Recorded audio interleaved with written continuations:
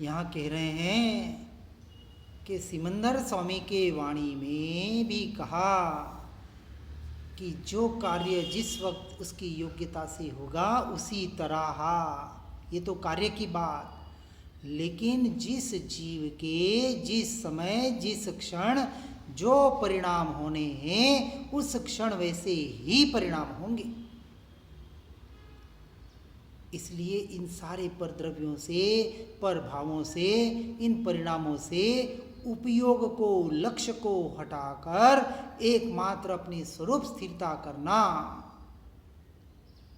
इसलिए किसी भी परिणाम के काल में जो भी शुभाशुभ परिणाम हो रहे हैं उस काल में ज्ञान की पर्याय को ज्ञाता के साथ तन्मय करके उस ज्ञाता स्वभाव को, यानी हम जो प्रयोग बता रहे हैं, कौन सा प्रयोग, कि जब पर द्रव्य पर भाव जानने में आवे, कितनी जितनी भी देर हम बाहर रहे, 1 घंटा रहे, 2 घंटा रहे, 4 घंटा बाहर रहे, लेकिन जैसे ही जागृति आई तुरंत चिंतन विचार मनन कि ये सब पर द्रव्य का, पर भावों का परिणमन, इसमें कहीं भी मैं नहीं हूँ और उसको मैं जानने वाला हूँ और उसको जानते वक्त ज्ञान स्वभाव को ही जानने वाला हूँ।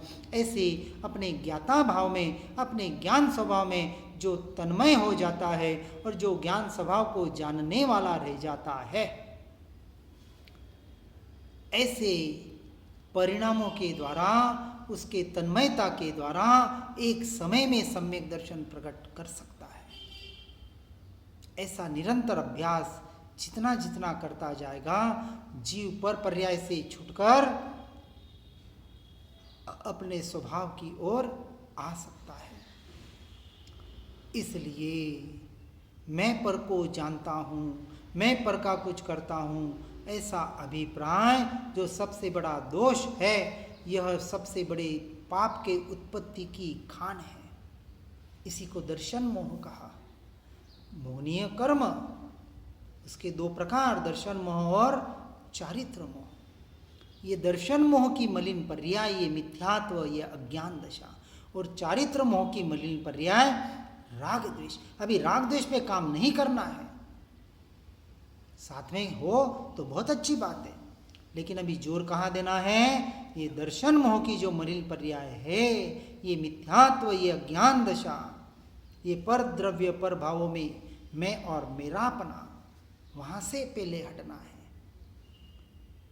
जो पाप का मूल है, कर्म बंध का मूल है।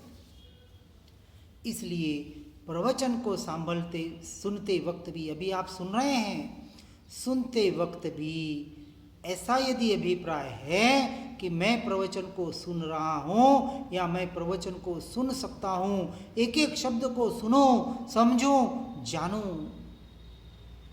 प्रारंभिक अवस्था में बराबर सुनना है, पढ़ना है, जानना है, लेकिन एक बार यथार्थ समझ हो जाए तो अब फिर ज़्यादा सुनने की, जानने की जरूरत नहीं है।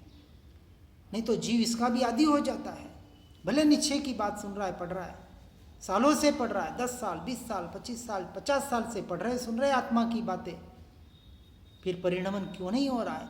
क्योंकि अब उसकी रुचि कहाँ हो रही है? सिर्फ पढ़ने और सुनने में हो रही है, कुछ बताने में हो रही है।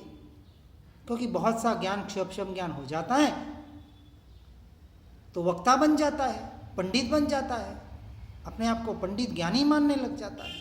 अरे भैया, एक क्षम ज्ञान पंडिताई के लिए, विद्वत्ता के लिए नहीं, वैरागी बनकर अपने आप में स्थिर होने के लिए है।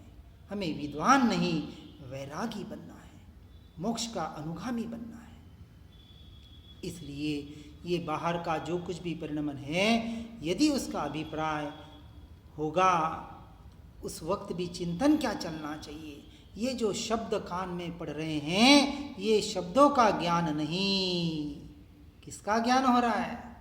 ज्ञान का ही ज्ञान हो रहा है। जिन्हें शब्दों का ज्ञान हो रहा है, जिन्हें इंद्रियों का ज्ञान हो रहा है, जिनके मन के विकल्पों का ज्ञान हो रहा है, वो अभी बाहर है। और उसके परिणमन के काल में जिन्हें उपयोग पूर्वक यानी भाव भाषण के द्वारा जो अपने ज्ञान स्वभाव में आते हैं और ज्ञान में एकत्व करने का प्रयास करते हैं, वो सच्चे पुरुषार्थी है। इसलिए मैं पर को जानता हूँ, ऐसे जानते जानते तो अनंत काल बीत गया, क्योंकि हर द्रव्य जान रहा है, हर जीव, हर द्रव्य नहीं, हर जीव जान रहा है। जीव का मुख्य लक्षण ही ज्ञान गुण और उससे निरंतर जानना, जो पांचों के पांचों अजीव द्रव्य में नहीं है। लक्षणों से कहा जो एक द्रव्य में हो और दूसरे द्रव्य में अंश मात्र भी न हो। ये ज्ञान, दर्शन, चारित्र, ये उपयोग, ये मेरा लक्षण है, मुझ आत्मा का लक्षण है। ये पांचों के पांचों द्रव्य में, इस मन वचन काया में, इस पुद्गल में कैसे हो सकता है? अंश मात्र भी नहीं हो सकता। इसलिए आज दिन तक पर को जानने गया, पर में एकत्व, ममत्व, कर्तृत्व, भोक्तृत्व किया, इसलिए आज दिन तक आत्मा का दर्शन, स्वयं का अनुभव नहीं हुआ। आत्मदर्शन करने की, आत्मा का अनुभव करने की एकमात्र विधि यही है। निरंतर चिंतन, रटन, मनन, निरंतर अपने उपयोग को अपने ज्ञान स्वभाव की ओर लाने का पुरुषार्थ, यही सच्चा धर्म है। इसलिए एक अंतर्मुहूर्त के लिए यदि मैं पर का ज्ञाता दृष्टा नहीं हूँ, मैं स्वरूप का ही ज्ञाता दृष्टा हूँ, मैं निरंतर ज्ञान स्वभाव को ही जान रहा हूँ, ऐसा अभिप्राय करे तो अंतर्मुहूर्त में सम्यक दर्शन हो जाए। और ऐसे अभिप्राय के द्वारा अपनी आत्मा में लीन हो जाए सम्यक चारित्र के द्वारा, और एक समय के लिए भी अंतर्मुहूर्त तक बाहर न निकले तो केवल ज्ञान हो जाए। ऐसी क्षमता किसमें? मुझ में, परमात्मा में, ज्ञानी पुरुषों में नहीं। उन्होंने तो बताया मार्ग, उसको पाकर अब जब हम अपने स्वयं से स्वयं में काम करेंगे तो हम यानी मेरी आत्मा यानी मैं उस परमात्मा पद को प्राप्त कर सकता हूँ, यानी केवल ज्ञान को पर्याय में प्रकट कर सकता हूँ। इसलिए जानने वाला ही जानने में आ रहा है, यानी कि मैं निरंतर अपने ज्ञान स्वभाव को ही जान रहा हूँ, मैं अपने ज्ञायक भाव में ही हूँ। ऐसे अभिप्राय में लक्ष्य और पक्ष में अतीन्द्रिय ज्ञान का जन्म होता है और इससे इंद्रिय ज्ञान अपने आप रुक जाता है। जैसे ही स्व के ज्ञान का लक्ष्य हुआ, पांच इंद्रियों और मन के जो परिणमन है और उसका जो ज्ञान हो रहा था, वो जो जानने में आ रहे थे, वहाँ से दृष्टि सहज ही हट जाती है। और हट जाती है, इसी का नाम संवर और स्थिरता का नाम निर्जरा। संवर और निर्जरा किसे कहा? कि परद्रव्य पर भावों से दृष्टि का हटना और स्वरूप में आना, इसका नाम संवर, और स्वरूप में स्थिरता, इसका नाम निर्जरा। सम्यक चारित्र, तो सम्यक चारित्र में अनंत गुणा निर्जरा होती है, अनंत गुणा, उसके पहले नहीं, शरीर को खपाने से नहीं। हाँ, वहाँ परिचय उपसर्ग सहन होते हैं। क्यों होते हैं? क्योंकि वहाँ दृष्टि ही नहीं है, उसके परिणमन को अपना परिणमन नहीं माना है। पर द्रव्य पर भाव, वहाँ दृष्टि नहीं और स्वभाव में दृष्टि। इसलिए ये जो शास्त्र लिखे गए, ये जो ज्ञानी पुरुषों की या जो भी भावलिंगी मुनियों की जो भी कलम लिखी गई, उसमें जानने वाला ही जानने में आ रहा है। ऐसे उपादान की मुख्यता से ही सारी कलम चली, सारे शास्त्र लिखे गए।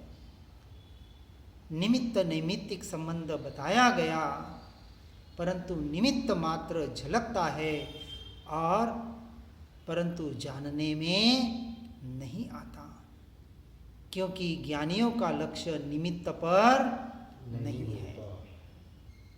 उपादान की योग्यता से जो उपादान में लीन होते हैं, उपादान की योग्यता परिपक्व होती है, तब निमित्त होता है। निमित्त के बगैर कार्य नहीं होता, परंतु निमित्त से भी कार्य नहीं होता। दोनों को समझना है। उपादान की योग्यता परिपक्व हो, वहाँ अपने आप निमित्त हाजिर होता है और कार्य का कारण से कार्य हो जाता है, इसलिए होने योग्य हो रहा है। ऐसे अभिप्राय में आत्मा की समझ वगैरह का अभिप्राय आ जाता है। वह तो आत्मा के प्रत्यय क्रोध है। क्या क्रोध, अनंतानुबंधी क्रोध किसे कहा? अनंतानुबंधी क्रोध, मान, माया, लोभ, और इसी का नाम अज्ञान दशा। कि स्वद्रव्य को नहीं देखना, इसका नाम अनंतानुबंधी क्रोध है। तीव्र से तीव्र क्रोध भरत चक्रवर्ती को अपने सगे भाई बाहुबली को मारने का भाव आया, सिर्फ भाव नहीं आया, करण करण अनुमोदन, चक्र छोड़ भी दिया, क्रिया भी कर ली, शायिक संकीति। फिर भी अनंतानुबंधी का पाप नहीं, मान्यता में, क्योंकि स्वद्रव्य था, इसलिए क्रोध कि किसी अपने शत्रु को देखने का भी भाव ना आवे, देखने का भी, सामने आ जाए तो फट से दृष्टि को हटा दे, ऐसा क्रोध बाहर का। और ऐसा जो क्रोध स्व की ओर, आत्मा आत्मा आत्मा आत्मा, जिसे सुनने की तो रुचि है ही नहीं, होती भी नहीं। क्या आत्मा आत्मा दिन भर लगा रखा है और कुछ काम नहीं है क्या? कोई क्रिया नहीं, क्या कोई सूत्र मंत्र यंत्र ध्यान की कोई विधि बताओ, कुछ करने को बताओ। ये तो निरस है, कोई रस नहीं है इसमें। ऐसे जीव अनंतानुबंधी क्रोध कर रहे हैं, सो को देखना ही नहीं चाहते, इसका नाम अनंतानुबंधी क्रोध है। पर को देखना या न देखना यह अनंतानुबंधी नहीं है, ये तो अप्रत्याख्यानी प्रत्याख्यानी में आता है। बड़े से बड़ा दुश्मन, उस पर क्रोध करना, मारने का भावना, मार देना, यह प्रत्याख्यानी में आता है। लेकिन स्वयं को ही न देखना, इससे बड़ा कोई क्रोध नहीं है। इस अभिप्राय को समझना है। इसलिए निरंतर ज्ञाता दृष्टा रहना यही एकमात्र मार्ग है, धर्म है और मोक्ष मार्ग की क्रिया है। इस तरह से इस स्वरूप को, स्वभाव को सुनकर समझकर निरंतर उसी में एक रूपता करना, यही एकमात्र आत्मार्थी का लक्षण है, आत्मार्थी की क्रिया है, आत्मार्थी का जो भी आप इस बात को समझें। सच्चा आत्मार्थी वही जो पर द्रव्य पर भावों से छूटकर निरंतर स्वरूप रमणता का किसी भी प्रकार से, चाहे स्वाध्याय से, चाहे सत्संग से, चाहे प्रयोगों के द्वारा, जिस भी द्वारा भाव भाषण से अपने स्वरूप में लीनता का प्रयास कर रहा है, वही सच्चा मुमुक्षु, सच्चा मोक्षार्थी का अभिलाषी कहलाए। हर जीव इस बात को सुनकर समझकर इसी में आगे बढ़ने का प्रयास करे, पुरुषार्थ करे। इसी भावना के साथ जिनाज्ञा विरुद्ध कुछ भी कहने में आया हो तो मिच्छामि दुक्कडम। ओम नमः।